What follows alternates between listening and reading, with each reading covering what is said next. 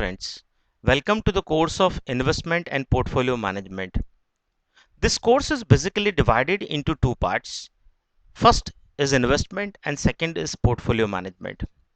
Investment talks about security analysis, whereas portfolio talks about creating an assets which combines different investment pools.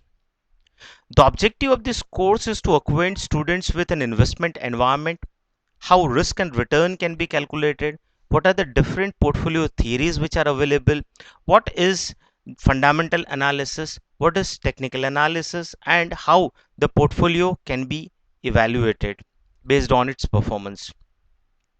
This course has some evaluation components. The first evaluating component are quizzes, second is individual assignment, third is group assignment, and fourth is end term examination.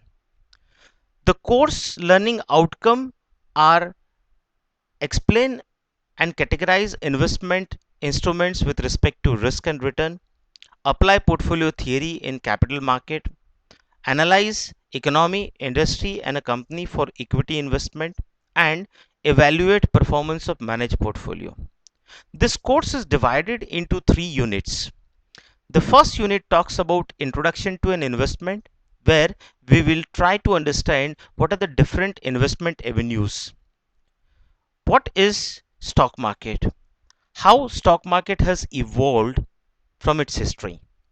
Second unit talks about risk and return and portfolio theory, wherein we try to explain and apply modern portfolio theories. We'll talk about Markovitch portfolio theory. We'll talk about capital asset pricing model. We'll talk about arbitrage pricing theory, and we'll also talk about multi-factor model. This course focuses more on the application part. So whatever you learn during this course, you would require to apply by taking real data. So we'll take real data from NSE, from ACE Equity, and we'll try to apply those theory in practice, just like what practitioners do. The third unit is a security analysis, where we'll talk about efficient market hypothesis, we'll talk about bond valuation, equity valuation, we'll talk about fundamental analysis, and we'll talk about technical analysis. And then we'll try to identify the best performing mutual fund by applying portfolio measures. Thank you very much.